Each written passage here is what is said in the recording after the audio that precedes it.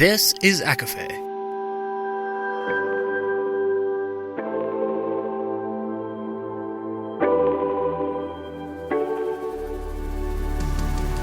Laura Marie and Jessica Marie proudly present A Court of Fandoms and Exploration, a podcast. Fair warning, everything the hosts say is explicit, full of spoilers and adult content and shall not be used against them. They have opinions. Let's try not to drag anyone for expressing themselves and just have fun for an hour. We all deserve it. This episode contains spoilers from the movie Center Stage with mentions of Center Stage and Avatar. For full list, please see show notes. There's also discussion surrounding miscarriages and sexual assault.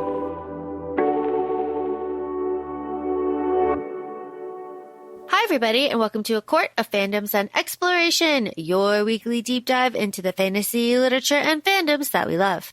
I'm Laura Marie. And I'm Jessica Marie. And today we are discussing the 2002 cult classic Crossroads. By none other than the Shonda Rhimes. But before we get into it today, we wanted to share a couple disclaimers. I'm currently in the process of moving, so if it sounds really echoey, I don't have a rug, I don't have my wall of sound barrier cushioning goodness. So I do apologize. And Laura is a little under the weather, but we are both here for you all, and we wanted to make sure to talk about the phenomenon. I mean, we know cult classic, but we can say the phenomenon that is the legendary Miss Britney Spears. This episode comes out in December, which is also her birthday month. Yes, I'm quite ill. Thank you. Thank you. I'm disgusting. I'm sorry. So I will do my best. The legendary Miss Britney Spears, Danger. Yeah. Excellent vehicle for Britney Spears and her album Britney, and the single I Am Not a Girl, Not Yet a Woman, which I cringed very hard when she was like, read my poem. We'll get into it. Jess and I have wildly different experiences related to this movie, and that is just incredibly entertaining and something that we will share with all of you. Jessica Marie, I need to tell you the feeling in my chest that I had, and that was not illness, when... I was going to ask, is it because you were sick? Because when you were watching this? That it was not illness. The feeling I had in my chest when I saw that MTV astronaut come by. Oh my gosh, the nostalgia. The feeling I had of watching Prime, I'm going to say, I know, but Prime MTV, like peak just MTV, yeah. And MTV made movies. MTV Who knew? made movies. They contributed to Josie and the Pussycats that we know of. We know about the Together, number 2. They definitely made that. This was just, I know you love to say, especially when we get into our cult classics, from the 90s and 2000s, this movie was such a time and a place. Do you remember Carmen, the opera with Beyonce? Yes, nobody talks about it. The hip opera, I think is what it was, like hip opera Carmen. Yes. Yeah, I mean, we can pull it out. Speaking of MTV, did you know? And I know it's like later on when the girls are doing the audition. Jesse Camp. Jesse, yes. Jesse Camp. Are you joking? I was like, he's 7 feet tall. Of course, that's him.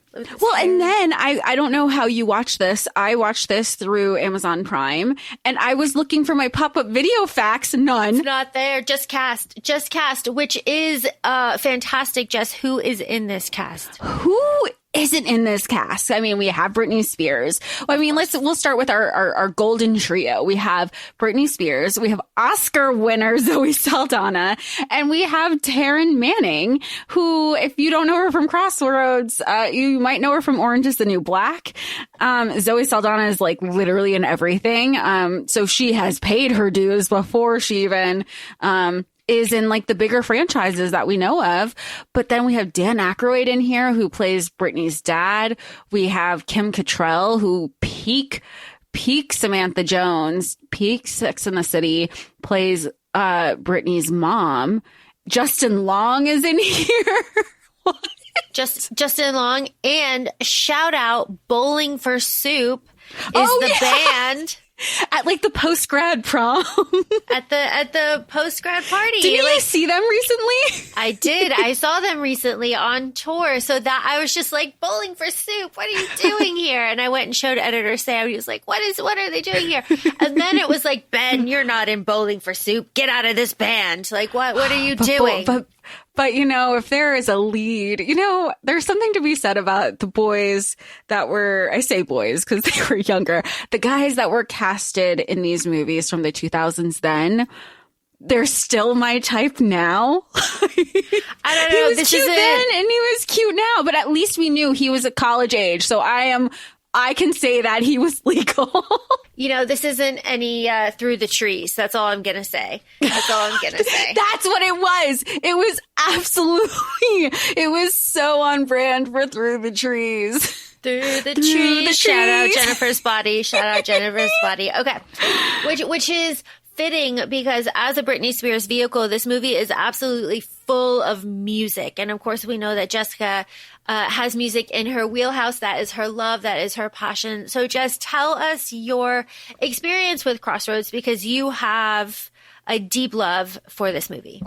Well, I think here's the thing. I did not see this movie in theater. And I don't remember which recent episode that we had recorded where we were saying it was one day I remember it was part of my repertoire kind of thing. It was just always there. I watched it one time and I don't remember where or what it was, but it's always been there. But I will say I remember the release of this album because a lot of the music or some of the music, I'll say, that is in this movie was part of Britney's third album, which also has, and if you go through the credits at the end, it's like a mini music video of Overprotected. This is also songs from this movie are on her album that has I'm a Slave for You. So it feels like, and then it made me look up the album of when it was released. So the album was released in 2001, November 2001. So, and this movie came out February 2002. So I think there was already a familiarity. I remember the I'm Not a Girl, Not Yet a Woman. They, I think, used pieces of the movie in the music video. And it was all like, it was a time and a place. Like, I think knowing the music is just as exciting. And I think I talk about, like, I always remember the music. I mean, from the opening scene, you have Britney is karaokeing in her room, having like this girl moment of just kind of dancing and singing by herself and like eating cereal, getting ready for school. And then you also have Shania Twain later. And again, I think it's Sheryl Crow. Like, it's a lot of women-led conversations and musicians. So as Jess was taking us through that, I was looking up the release date of Charlie's Angels, which is a solid 2000. And I cannot help but notice the insane similarity between Cameron Diaz's underwear dancing and Britney's underwear dancing in this movie. And it's 2 years apart. Charlie's Angels is 2000. This is 2002. Amazing, identical. It's a trope for a reason, of course. Well, to add to that and to add to fandoms, you even have as recently as, I think it's November 2025 of when we're recording, is when Sabrina Carpenter did her SNL performance, and she's singing and uses a hairbrush as her microphone, and she's singing and dancing in her underwear on Saturday Night Live. So it is a trope, but it's like, it doesn't feel tropey because it's such a I don't want to say time and place. It's part of girlhood. It's just this exciting moment that we all, you know, it's one of those, oh, have I never had an individual experience, but like in the best way possible because we all do this together. I'm going to be the person that brings it down. I see this as a time and place snapshot of the diet culture of the time, which is absolutely atrocious. There are gratuitous long shots on Britney's torso. There are zooming in on her stomach. And I know that that was normal at the time, but that is very interesting to see now through a 2025 lens, knowing what we know about Britney Spears and how she is now in 2025 and how that was normalized in 2002. And also, the pregnancy that we have is just a normal little belly. She's so little and she has this normal little belly, and Zoe is very thin as well, but neither of them are as exposed as Britney. She has very, very high cut broad tops. And of course the jeans are accurate. And it is just one of those things where you're looking at it and you're just like, wow. And we were all dressing like this.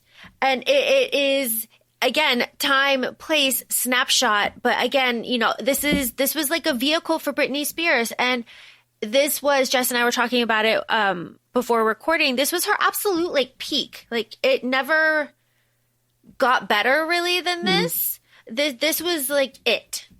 Because like timeline wise, we had this comes out February 2002. Then 2003, 2004, she had her Onyx Hotel tour, at which was cut short because she tore her ACL. And from there, you know, Kevin Federline enters the picture and all. And shout out to It's Britney Bitch podcast. They're two of my, like, that's my favorite podcast, but they're like two of my favorite hosts. They go through like every episode is a year since Britney started, and it chronically discusses each episode. So if you want to get into the heat of 2002, they have an episode for that. But speaking of the diet culture, I mean, again, it is a time and place. You have a line from Zoe Saldana who says, "Oh, what's your favorite memory?" And she's like, "Oh, it was at fat camp. I hit my goal weight." Like that was all she wanted. And she was like, the most unacceptable thing from my mother was being fat. And they were like, "Okay, well then what's your worst?" And she's like, "That's even easier.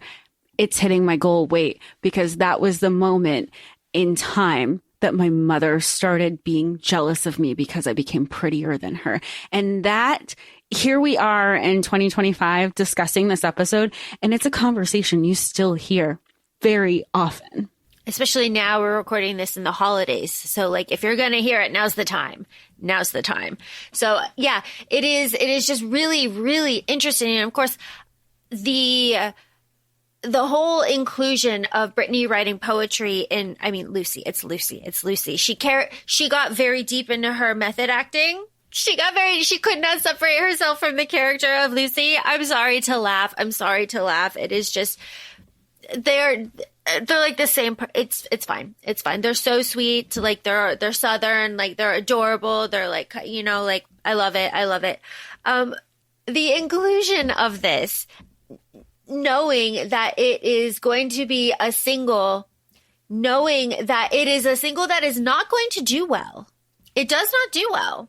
This single, it did not. I mean, the single went like platinum in my house, but like it essentially. I know, that's why I was like, yeah. I only thought it was successful because I was in a Britney bubble.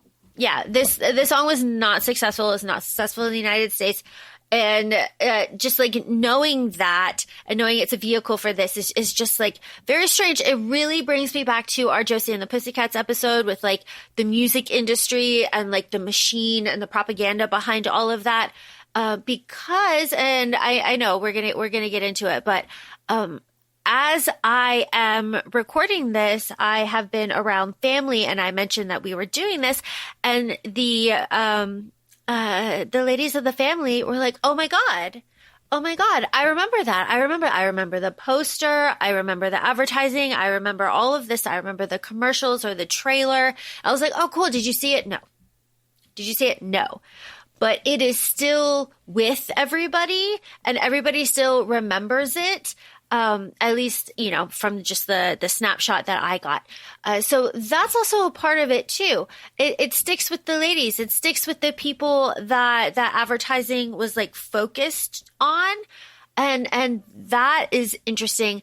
as well, because let's remember that the way that Taylor Swift is fame-wise now was it's like a different animal to how famous Britney was back then. Well, and I think, see, and this doesn't discredit Taylor at all. I mean, if you've checked out the Torture Poets Department episode from December 2024, like, we adore her. And even more recently, we covered Showgirls, collab earlier this month by the time we're releasing. So we adore her.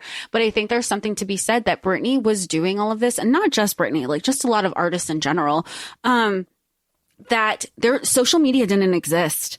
It was just, I mean, even I remember there was one of the VMAs when they did it in Vegas, and it was just they almost always would show the VMAs immediately after like they were live or whatever. And then they would have reruns during the week.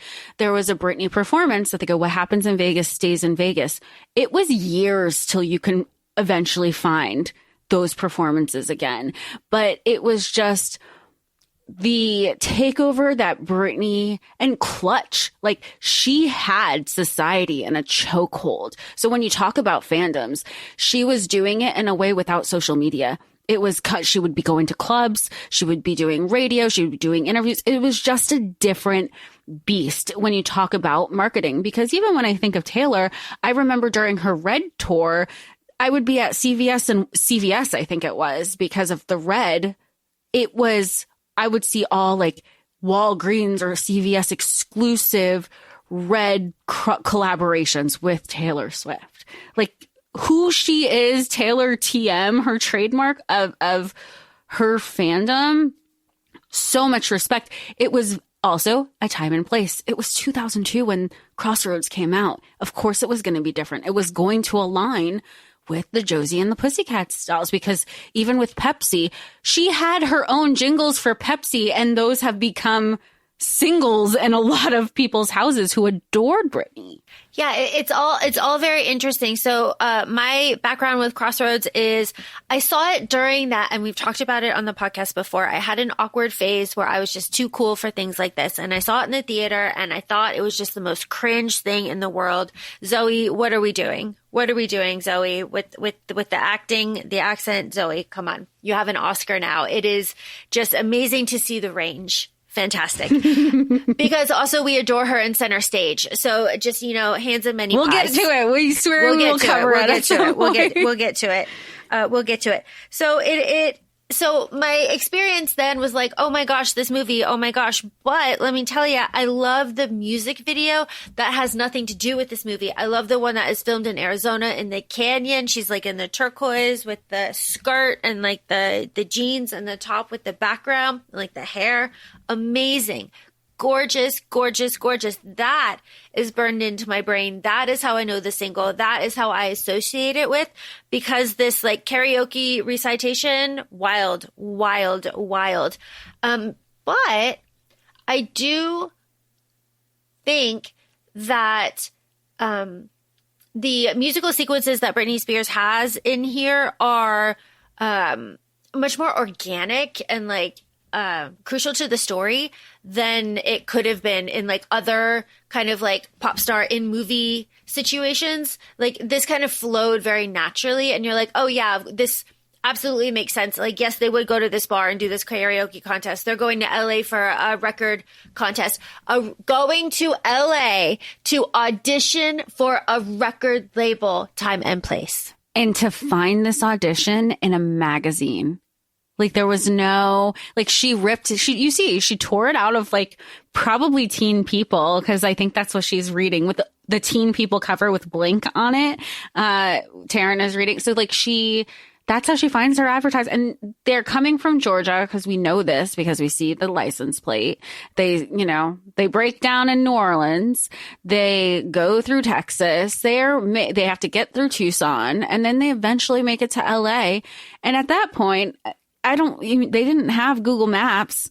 And I think they were just like following, as long as they were heading west, they would eventually hit the Pacific Ocean and maybe see a sign for LA.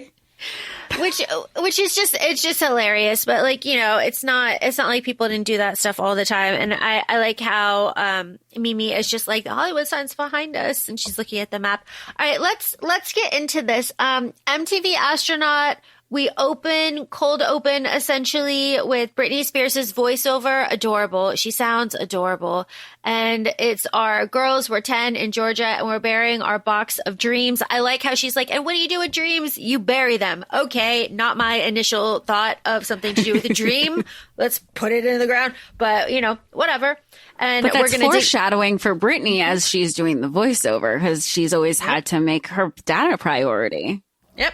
So we are going to dig it up at midnight on graduation night in high school, and we will wish that we will always be friends and love this. Very realistically, they have a friendship breakup and they drift apart, and they are no longer friends 8 years later, because we are 18 now, when the movie begins with the aforementioned Britney Spears underwear dancing scene. Dan Aykroyd got on my nerves in this movie. Oh, the whole time. There was not one point that I liked him. I don't even want to say at the end, okay, Crossroads spoilers, where he's like, woo, that's my girl. No, you weren't that supportive before. So like you just changed your tune because you realized your daughter can sing and make you money.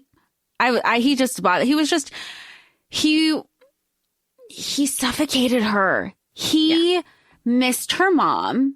So he used his daughter to be like, well, you can't leave. Your mother left and you're going to leave me. It was never about what was the best interest of Lucy. It was what was in the best interest for him. Well, you know, I'm all he's got. I'm all he's got. Because Kim Cattrall couldn't do it and walked out. And you know what? I love Samantha. So no judgment. No judgment there. Fantastic stuff. None. Absolutely none. I mean, well, okay, I'll hold my because I know we'll get to that. We'll get there. Lucy's the valedictorian. Good for her. Love that for her. I like her little breakdown after graduation where she's like, I didn't go to the parties. I didn't go to the football games. And this is like such a guy thing to say. He's like, well, you don't like football anyway. It's like, you know what? I just want to vent. I don't want solutions. Yeah. I just want to vent. Shut up. Shut up.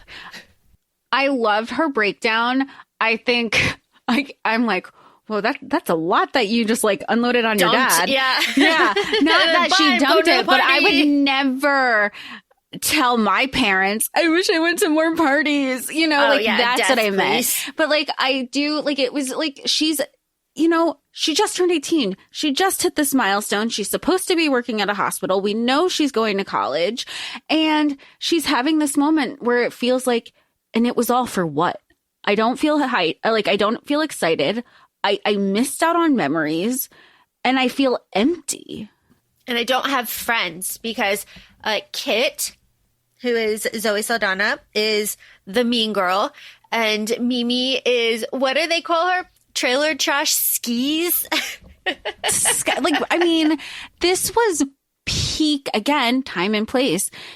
Being mean was it cool? I don't want to say the word cool, but I mean, you see it in the context where Kit is making fun of Lucy for being a virgin. Like, it was shame, your sexuality in all forms and like your sexual experience was like, fair game. It was mocked. Yeah.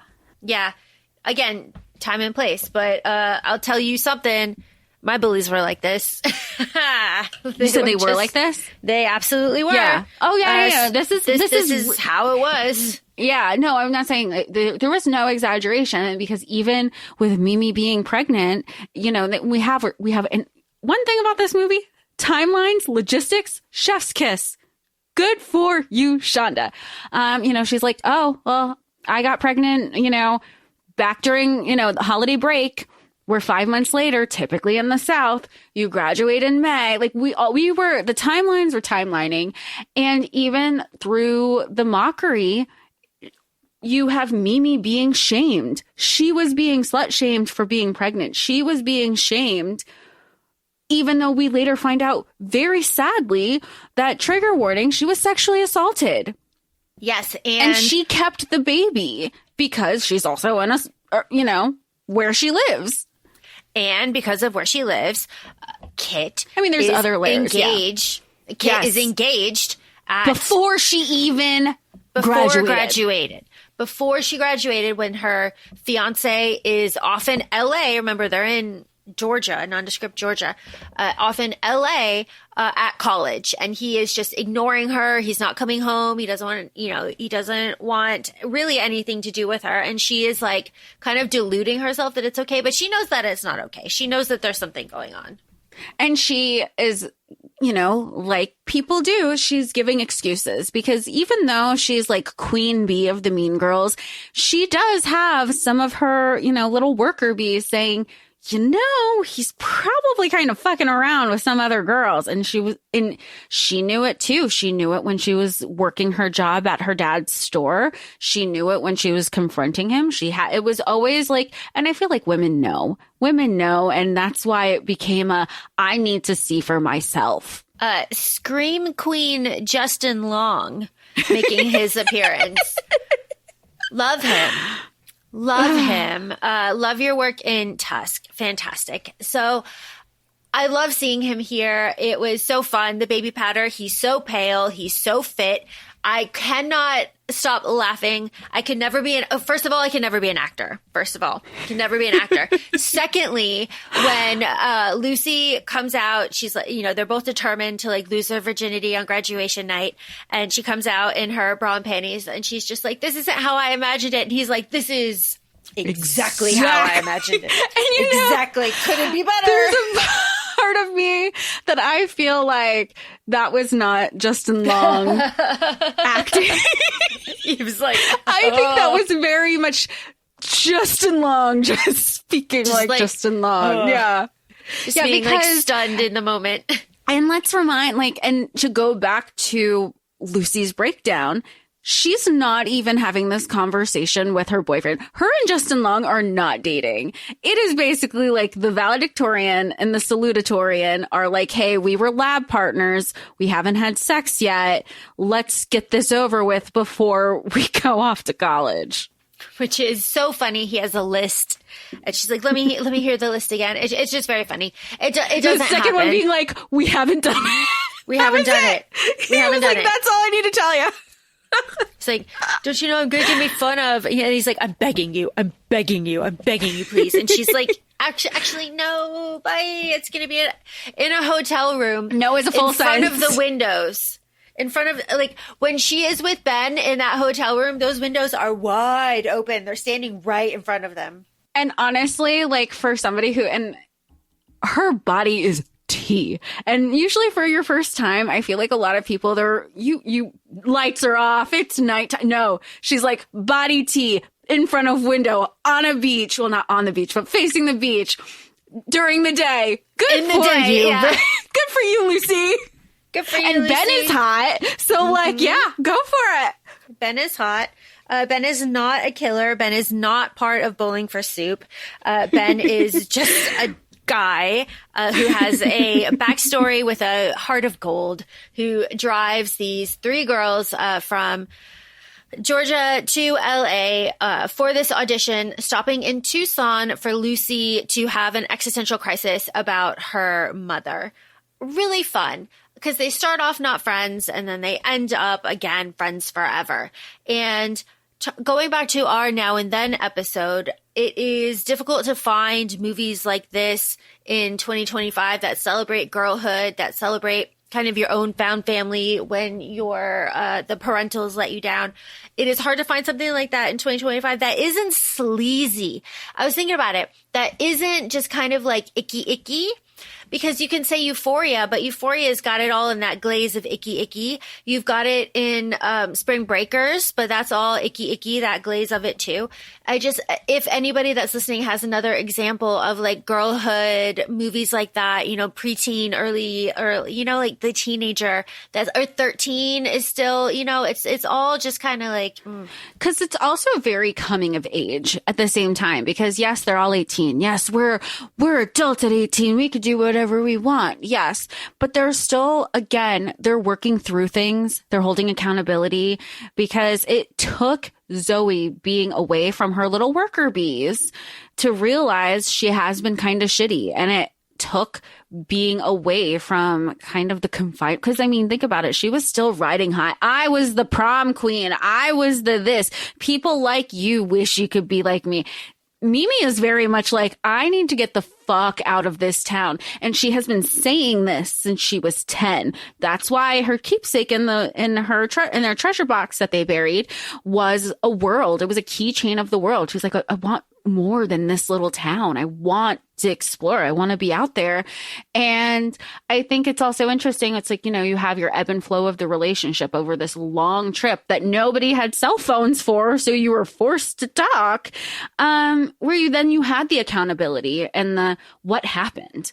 And it's interesting because sometimes the answer is people just grow apart, and that's okay too. And you can grow back together. And that's what they were doing in this moment, because when push came to shove, when everything, like when shit was hitting the fan individually for all of them, they all showed up for each other. Yeah. And every little piece throughout their road trip is useful later on.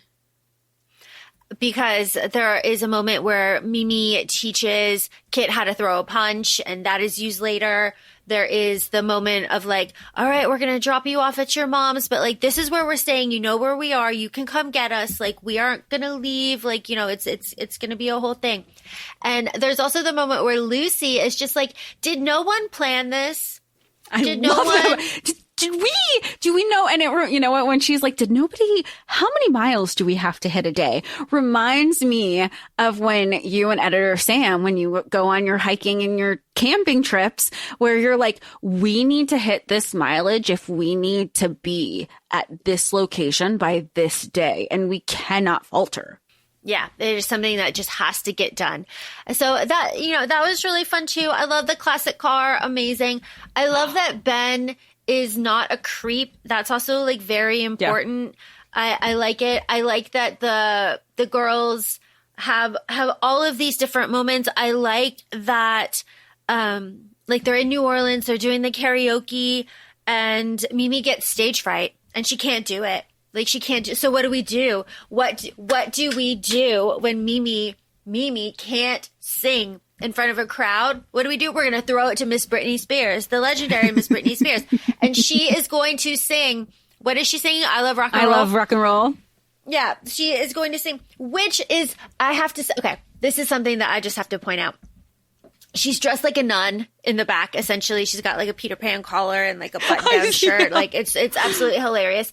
And then Kit is like, we have to be sexy, and her hair is totally straight. It is totally straight. She comes out in this little bra top, and her hair is crimped to the heavens. It is like, so was Britney's too. They were. I was like, what? Amazing. How did you do that? I want to go to New Orleans and be like, what? I don't karaoke, but please, can I be somebody's backup singer so I can like go play in all of the costuming and the hair? That would be so, I don't care. Just let me be a backup singer. Let me do it. That would be so fun. But again, you know, for not having technology, one thing women are always going to do is be resourceful. Because why are they doing karaoke? It's not for shits and giggles. It's because they see that they can get a lump sum of money and they're stuck. They're stuck. Ben's car is broken. The radiator is cracked because he was wrong. Britney was right. She called it because, this is part of the plot. Her dad's a mechanic, so she knows this shit. And they're like, okay, well, we're doing this trip together. And honestly, you know, these are good women. Like they were just like, he's driving us. We just needed a transportation. We're good. We're all kind of in this together. So they raised the funds to keep them going and keeping them in a hotel instead of camping in the middle of Sedona, or really it would be like Tucson area because Sedona's north. But they just always find a way.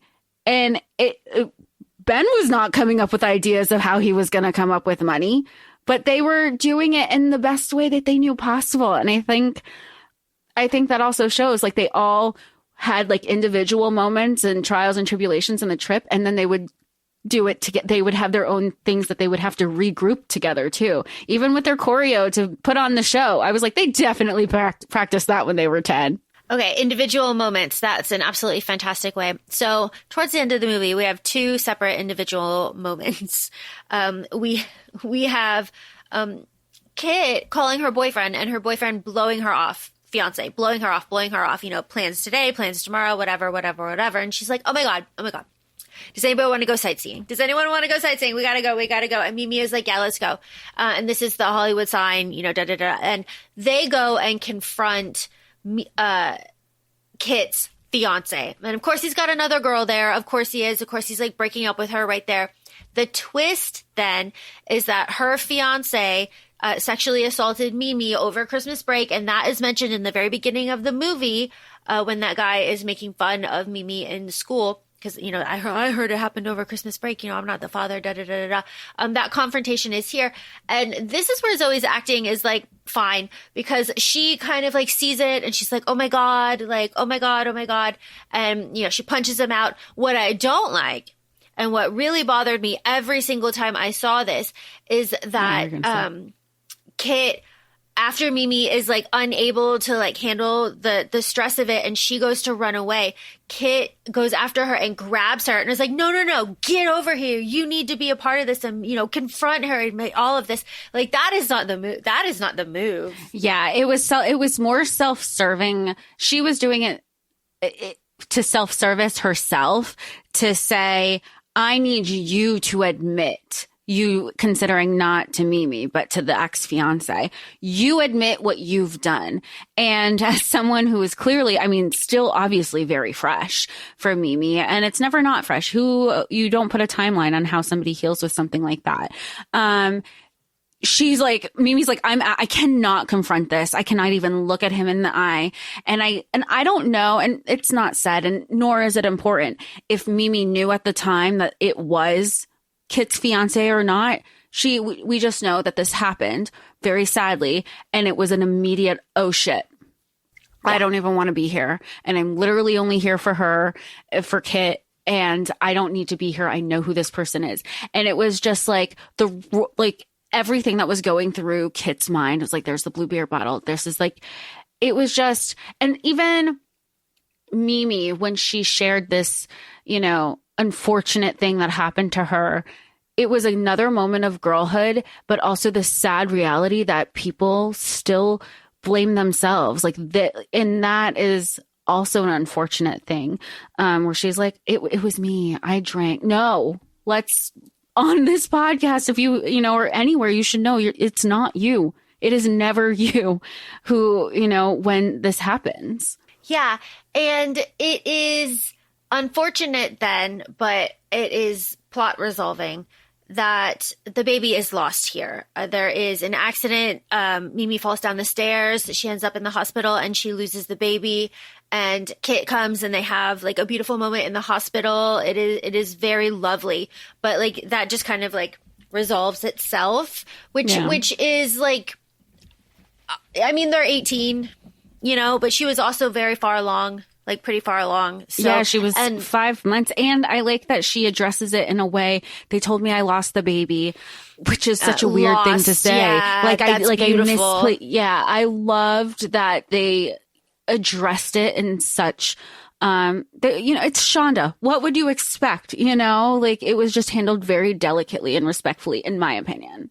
Yes, I agree with you completely. So that's kind of that plot line. And then, when Kit and Mimi leave, Lucy and Ben are like, so they're gone. You wanna stand in front of the windows and take our clothes off? Because that's what they do. Yes, this is obviously like we're talking about when they leave to go on this venture that we just walked through.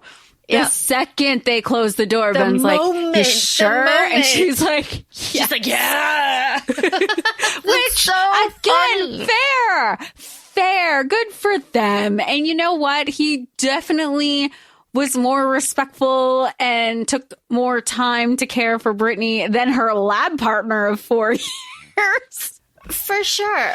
And the thing that's so funny about that too is, so all of that is happening. And then, Mimi's in the hospital, and of course they've been busy.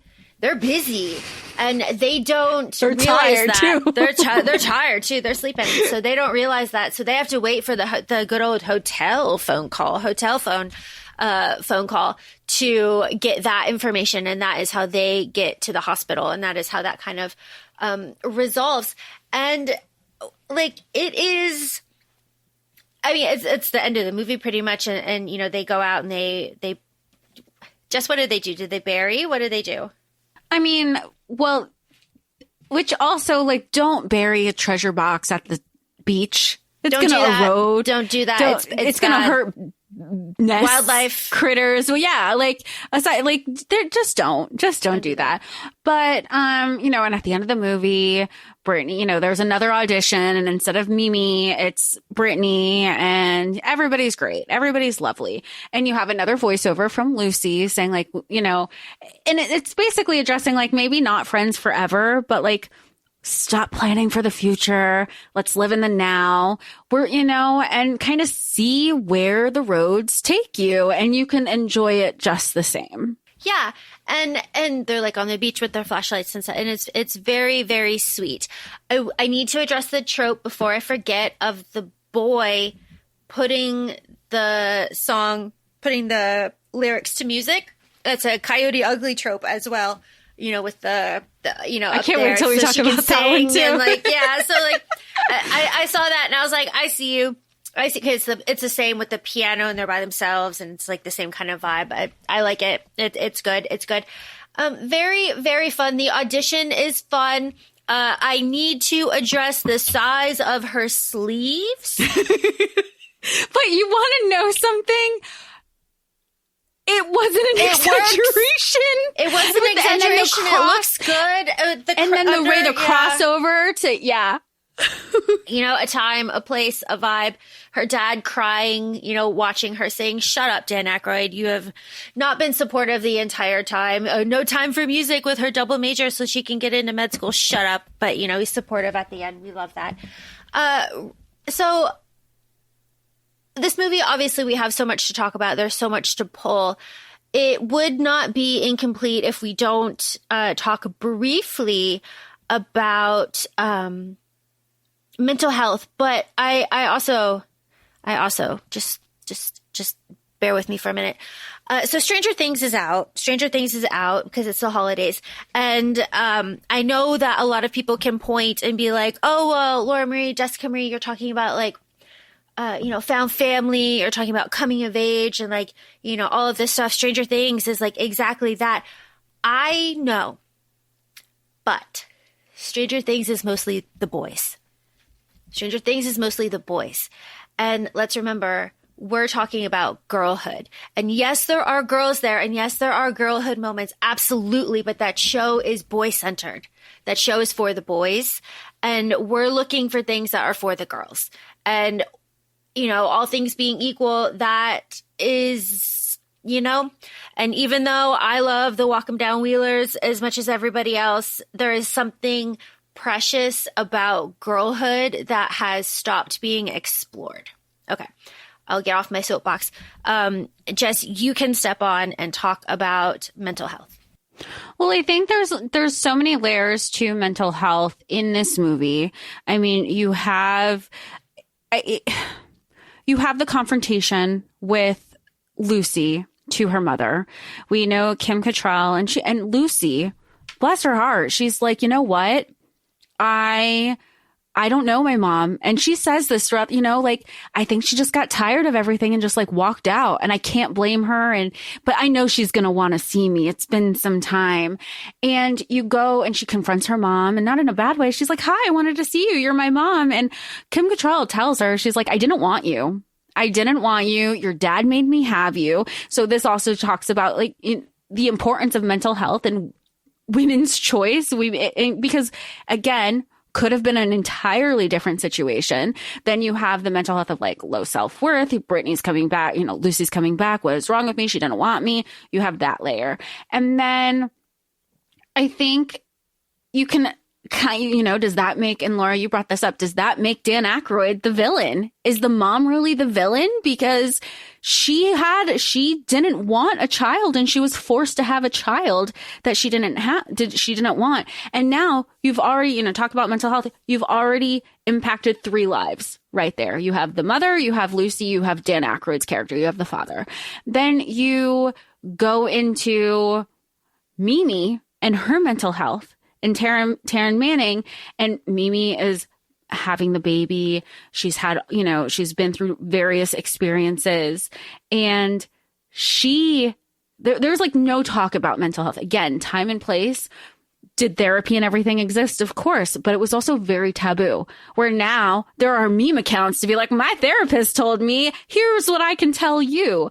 And that is another layer. Again, for every character, I just think that I would love to hear like a psychiatrist or a psychologist like diagnosis of each, like, oh, well, that makes sense. Of course, Britney is an overachiever and valedictorian because she had no other choice. She had to hit these milestones. And it's interesting to see how some of it has translated for some of the talent in real life.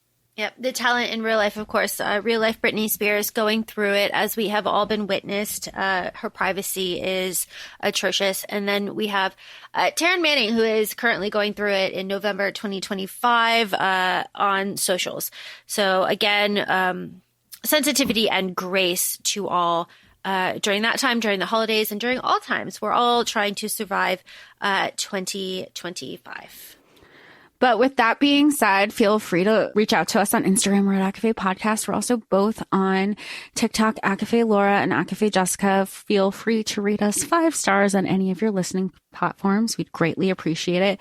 Thanks so much for sitting with us as we gush about Britney Spears, talk about girlhood, and continue the conversations, surrounding fandoms and exploration. We'll talk to y'all soon. Thanks. Bye. Bye.